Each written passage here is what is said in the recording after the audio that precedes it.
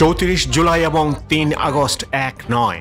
2024-এর 34 জুলাই ছিল এক দফা ঘোষণার দিন, ফ্যাসিস্ট সরকারের বিদায়ের ঘণ্টা বাজিয়ে দেওয়ার দিন। পৃথিবীর ইতিহাসের কোনো ক্যালেন্ডারে কখনোই জুলাই মাস 36 দিন পাওয়া যাবে না, যেটা বাংলাদেশের ক্যালেন্ডারে চির জাজল্যমান থাকবে 36 জুলাই। আর 3 আগস্ট 2025 একই অবস্থান থেকে ঘোষণা করা হয়েছে 24 দফা। এর মধ্যে অনেক ফারাক। 34 জুলাই যেমন ছিল জনসমুদ্র, লাখো লাখো জনতা নাহিদের কণ্ঠে এক দফা শোনার জন্য সমবেত হয়েছিল, এবং সেদিনই আওয়ামী ফ্যাসিস্ট সরকারের বিদায় ঘণ্টা বেজে গিয়েছিল। 2024-এর 36 দিনের জুলাই মাস ছিল বাংলাদেশের মুক্তিকামী মানুষের গণসমুদ্র, গণজোয়ারের মাস। এখনো কিন্তু আমরা আগস্ট মাসে যাইনি, আমরা এখনো জুলাই মাসে আছি। এই জুলাই হত্যাকাণ্ডের ফয়সালা করেই আমরা অগাস্টে যাব। আপনারা প্রিয় দেশবাসী এবং ছাত্র জনতা সকলেই জানেন যে কোটা সংস্কারের দাবিতে এবং মেধাভিত্তিক সমাজ গঠনের অভিপ্রায়ে আমরা বাংলাদেশের ছাত্র তরুণরা আমরা বৈষম্য বিরোধী ছাত্র আন্দোলনের ব্যানারে সারা বাংলাদেশে শান্তিপূর্ণ আন্দোলন গড়ে তুলেছিলাম। ভাই এই সবগুলো একসাথে ধরা যায়। আমাদের ন্যায্য এবং যৌক্তিক আন্দোলনে আপনারা দেখেছেন কিভাবে এই ঢাকা বিশ্ববিদ্যালয়ে আমাদের বোনদেরকে ছাত্রলীগের হায়নারা পিটিয়েছে, নির্মমভাবে হামলা করেছে। আমরা তারপরে দেখেছি যে আইন শৃঙ্খলা বাহিনীকেও দমন পীড়নে কাজে লাগিয়ে সারা দেশের ছাত্রদের উপরে নির্মম অত্যাচার শুরু করা হয়েছিল। এর প্রতিবাদে আমরা সারা বাংলাদেশে শাটডাউন কর্মসূচি দিয়েছিলাম, এবং সেই শাটডাউন কর্মসূচিতে সারা বাংলার ছাত্রদের সাথে অভিভাবক, শিক্ষক সহ, শ্রমিক সহ সর্বস্তরের নাগরিকরা আমাদের সাথে এসে আমাদের নিরাপত্তা দিতে নেমে এসেছিলেন। এবং আমরা দেখেছি যে এই সরকার সেই শাটডাউন কর্মসূচিতে ইন্টারনেট বন্ধ করে দিয়ে একটা ডিজিটাল ক্র্যাকডাউন শুরু করেছিল। পরবর্তীতে পুলিশ পিছু হটলে সেনাবাহিনীকে নামিয়ে কারফিউ জারি করা হয়েছিল। তারপরেও ছাত্র জনতাকে কিন্তু প্রতিরোধ থামে নাই। ছাত্র জনতা 19 জুলাই কারফিউ ভাঙার ঘোষণা আমরা দিয়েছিলাম রাতে, এবং সেই ঘোষণা কোনো মিডিয়ায় প্রচার করতে দেওয়া হয় নাই। এবং 19 জুলাই ভাই আপনারা থামেন। 19 জুলাই আমাদের সমন্বয়ক কয়েকজনকে তুলে নিয়ে নির্মমভাবে অত্যাচার করে এবং আমাদেরকে জবরদস্তি করে আন্দোলন প্রত্যাহার এবং সরকারের সাথে সংলাপের জন্য। পরবর্তীতে দেখেছেন হাসপাতালে আমাদেরকে জিম্মি করে রাখা হয়েছিল, এবং সেটাও না পেরে ডিবি অফিসে আমাদেরকে তুলে নিয়ে যেয়ে জিম্মি করে আমাদের থেকে বক্তব্য নিয়ে এসেছিল। এবং আপনাদের প্রতি সাধুবাদ থাকবে যে সেই বক্তব্য বিশ্বাস না করে আপনারা রাজপথ দখলে রেখেছেন, এবং ডিবি অফিস থেকে আমাদেরকে প্রধানমন্ত্রীর দপ্তরে নিয়ে যাওয়ার পরিকল্পনা তারা করছিল। আপনাদের আন্দোলন এবং আমাদের অনশনের কারণে তাদের সেই পরিকল্পনা নস্যাৎ হয়ে গিয়েছিল।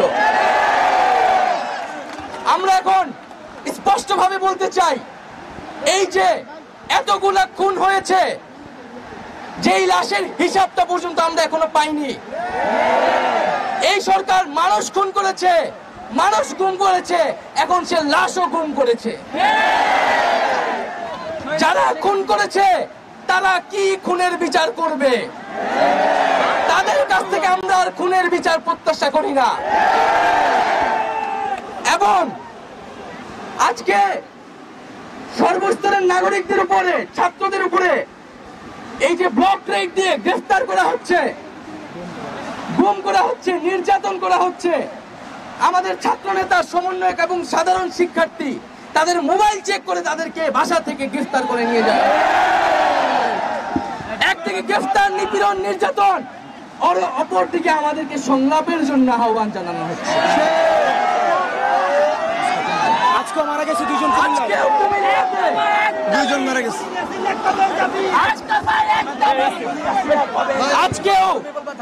আজকেও কুমিল্লাতে হামলা হয়েছে এবং নিহত করা হয়েছে, আমার ভাই শহীদ হয়েছে। আমরা শহীদ হইতে ভয় পাই না। আজকে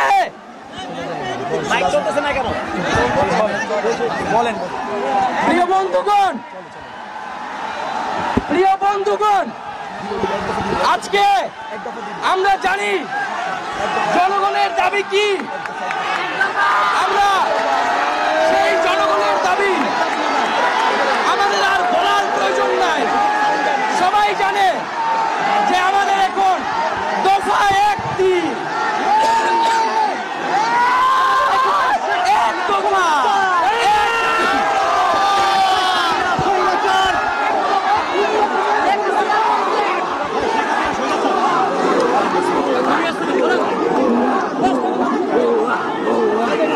প্রিয় বন্ধুগণ, আজকে আমাদের জন্য এই বাংলাদেশের জনগণ নেমে এসেছিল। আমরা এই জনগণকে মুক্ত করতে এখন আমরা আবার রাস্তায় নেমে এসেছি। আমরা আজকে এক দফার দাবিতে আজকে এখানে হাজির হয়েছি এবং আমরা জীবনের নিরাপত্তা, বাংলাদেশের মানুষের জীবনের নিরাপত্তা, সমাজের ন্যায় বিচার প্রতিষ্ঠার জন্য আমরা এক দফার সিদ্ধান্তে উপনীত হয়েছি এবং এই সরকার কোনোভাবে আর এক মিনিটও ক্ষমতায় থাকার বৈধতা রাখে না। শেখ হাসিনা বলেছেন গণভবনের দরজা খোলা আছে।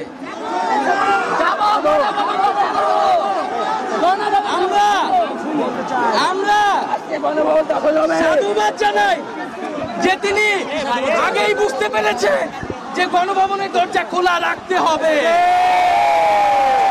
কারণ তার যাওয়ার সময় হয়েছে। আপনি দরজা খুলে অপেক্ষা করুন। আমরা সংলাপ নয়, আমরা আপনাকে উৎখাত করার জন্য আসব। বন্ধুগণ, আমরা খুব স্পষ্ট কথা, শুধু শেখ হাসিনাকে পদত্যাগ করলেই হবে না। এই যে খুন, লুটপাট, দুর্নীতি এই দেশে হয়েছে, তার বিচার হতে হবে। আমরা পদত্যাগ দিয়ে তাকে কোনো এক্সিট রুট দিতে চাই না। তাকে পদত্যাগ করতে হবে, বিচারের আওতায় আনতে হবে এবং শুধু শেখ হাসিনা নয়, পুরো মন্ত্রী পরিষদ, সরকার সবাইকে পদত্যাগ করতে হবে এবং এই যে রেজিম, এই যে ফ্যাসিবাদী শাসন ব্যবস্থা, এটাকে বিলোপ করতে হবে এবং আমরা এমন একটি বাংলাদেশ গঠন করতে চাই, এমন একটি রাজনৈতিক বন্দোবস্ত তৈরি করতে চাই যেখানে আর কখনোই কোন ধরনের স্বৈরতন্ত্র, কোন ধরনের ফ্যাসিজম ফিরে আসবে না। আমরা সেই এক দফার উদ্দেশ্যে আমাদের এক দফাটি হলো শেখ হাসিনা সহ এই সরকারের পতন এবং ফ্যাসিবাদের বিলোপ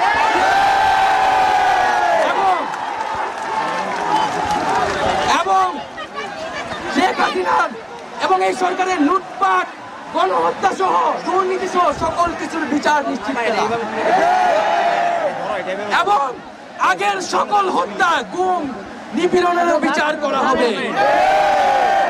সকল রাজবন্দীদের মুক্তি নিশ্চিত করতে হবে। আমরা প্রয়োজনে জেল মুক্ত করে আমার ভাইদেরকে নিয়ে আসব।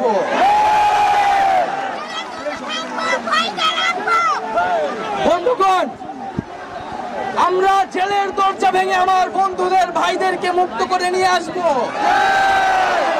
এবং জনগণকে আমরা আহ্বান করছি, আপনারা যে স্বতঃস্ফূর্ত ছাত্র নাগরিক অভ্যুত্থান শুরু হয়ে গেছে, তার সাথে এসে যোগ দিন।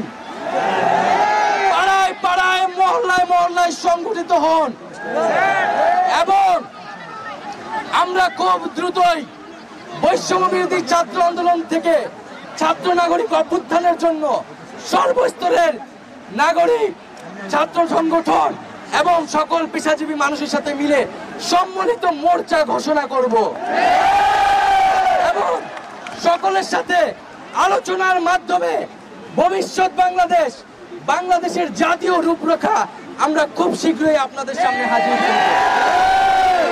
তার আগ পর্যন্ত আমরা জনগণকে সর্বাত্মক অসহযোগ আন্দোলনে নামার আহ্বান জানাচ্ছি। আগামীকাল থেকে সর্বাত্মক অসহযোগ আন্দোলন চলবে। এই খুনি সরকারকে আমরা কোনোভাবে সমর্থন দিব না, কোনোভাবে কোঅপারেট করব না। এবং যদি কোনোভাবে ইন্টারনেট বন্ধ করা হয়, যদি কোনোভাবে কারফিউ দেওয়া হয়, জরুরি অবস্থা দেওয়া হয়, আমরা তা আজকে থেকেই বলে দিলাম, আমরা তা প্রত্যাখ্যান করি। আমরা প্রয়োজনে গণভবন ঘেরাও করে আপনাকে উৎখাতের বন্ধুগণ, ইতিহাস বলছে ছাত্র নাগরিককে এখন দায়িত্ব নিতে হবে। আমাদের দাবি জানানোর কেউ নাই, আমাদেরকে আমাদের দাবি বাস্তবায়ন করতে হবে। এবং সবার প্রতি আহ্বান থাকবে, আপনারা শান্তিপূর্ণভাবে অসহযোগ এবং রাজপথের কর্মসূচি পালন করবেন, জনগণকে আসতে উদ্বুদ্ধ করবেন। নিরাপত্তা বাহিনী, সেনাবাহিনী, সরকারি কর্মকর্তা সবার কাছে আহ্বান থাকবে, জনগণ যদি সরকারকে প্রত্যাখ্যান করে, সরকার যদি জনগণের বিপক্ষে দাঁড়ায়, সেই সরকারের হুকুম মানতে আপনারা আর বাধ্য নন। কোন সরকারকে সমর্থন না দিয়ে ছাত্র নাগরিকের পাশে দাঁড়ান। আমরা আপনাদেরকে আমাদের মিছিলে আসার আহ্বান জানাচ্ছি। আমরা হুকুমে আসামি, তার বিচার চাই। আপনারাও বিচার চান, কেন তারা খুন করতে আপনাদেরকে বাধ্য করা হচ্ছে। আমরা সকল গণহত্যার বিচার করব এই বাংলার মাটিতে।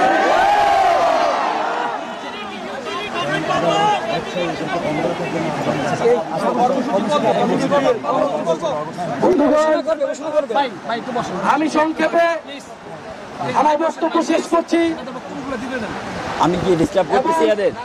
আমরা এক দফা আমার পায়ের রগের উপর রগ সরকার এবং শাসন ব্যবস্থার বিলোপ ঘোষণা করছি। এর জন্য ছাত্র নাগরিকের অভ্যুত্থান আহ্বান করছি এবং আগামীকাল থেকে অসহযোগ কর্মসূচি পালিত হবে এবং আপনাদের সামনে অসহযোগ কর্মসূচির বিস্তারিত ব্যাখ্যা আমাদের আরেকজন সমন্বয়ক দিবেন। এবং আপনাদের প্রতি আহ্বান থাকবে, যদি আমাদেরকে গ্রেফতার করা হয়, মেরে ফেলা হয়, আমাদের যেই ভাই আমাদের গুম করা হলো, কিন্তু যেই মায়ের বুক খালি করা হয়েছে তাকে কি দেওয়া হবে? আমাদের জীবনের বিনিময়েও শেষ রক্তবন্ধু পর্যন্ত এই লড়াই সবাই চালিয়ে যেতে হবে। এখানে কোনো নেতৃত্ব নাই, সমন্বয়ক নাই, বাংলাদেশের জনগণই এই গণঅভ্যুত্থান। আমরা কিন্তু ৭১-এর অসহযোগ ঘোষণা করেছি, কোন গান্ধীবাদী অসহযোগ কিন্তু আমরা ঘোষণা করিনি।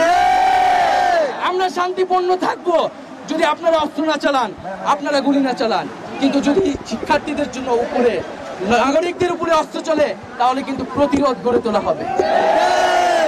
উল্টো দিকে ৩ আগস্ট ২০২৫ প্রতিফলিত হয়েছে বিভেদের মাস হিসাবে। সেই ১ বছর আগের বিপ্লবী অবস্থান এখন আর নেই, কোথায় যেন হারিয়ে গেছে, বিলীন হয়ে গেছে। এখন বিপ্লব নেই, সেখানে আছে শুধু ক্ষমতা আর ক্ষমতা। যেই বিপ্লবের সময়ে যেখানে ছাত্র জনতা, সাধারণ মানুষ, রাজনীতিবিদ থেকে শুরু করে শিক্ষক, শিল্পী সমাজ, কৃষক, রিকশাওয়ালা সবাই সমবেত হয়েছিল নতুন বাংলাদেশ গড়ার প্রত্যয়ে, সেই ব্যর্থতায় ৩ আগস্ট ২০২৫ সেই ১ দফার ঘোষক স্বীকার করে নিলেন। বিসমিল্লাহির রহমানির রহিম। প্রিয় বাংলাদেশ, আজ থেকে ঠিক ১ বছর আগে এই শহীদ মিনারে দাঁড়িয়ে আমরা ফ্যাসিবাদী শাসন ব্যবস্থার পতনের ডাক দিয়েছিলাম। ছাত্র শ্রমিক জনতার বিপুল আত্মত্যাগের বিনিময়ে আমরা ফ্যাসিবাদী শাসনকে পরাজিত করে এক অবিস্মরণীয় বিজয় অর্জন করেছিলাম। আমাদের সুস্পষ্ট এক দফা দাবি ছিল, আমরা ফ্যাসিবাদী ব্যবস্থার বিলোপ করে এক নতুন রাজনৈতিক বন্দোবস্ত করতে চাই।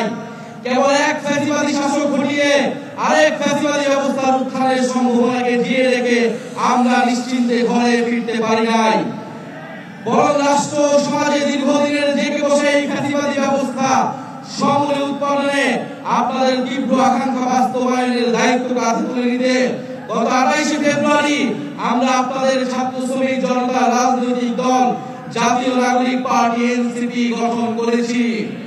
গত এক বছরে আপনারা লক্ষ্য করেছেন যে রাষ্ট্রের মৌলিক ও কাঠামোগত সংস্কারের বিভিন্ন শক্তিশালী পক্ষের বিরোধিতার মুখেও এনসিপি আপনাদের পক্ষ থেকে মৌলিক সংস্কারের পক্ষে সুদৃঢ় অবস্থান নিয়েছে।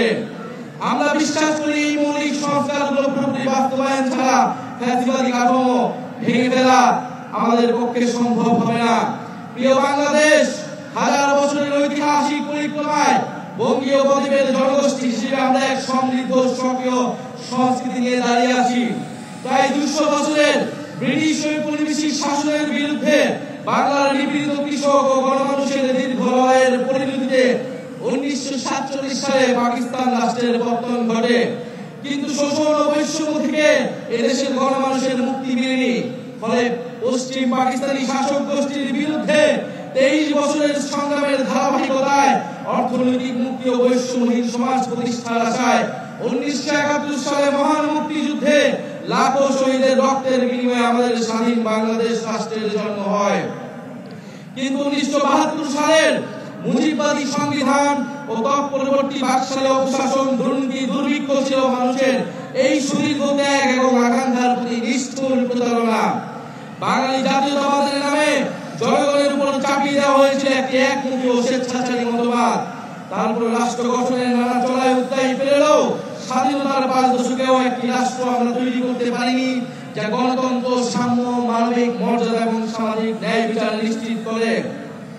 বরং দেশে একটি নিষ্ঠুর ফ্যাসিবাদী শাসন ব্যবস্থা কায়েম হয়েছিল, যেখানে রাষ্ট্রীয় প্রতিষ্ঠানগুলোকে ক্ষমতাসীন দলের স্বার্থে ব্যবহার করে গণতন্ত্রকে ধ্বংস করা হয়েছে।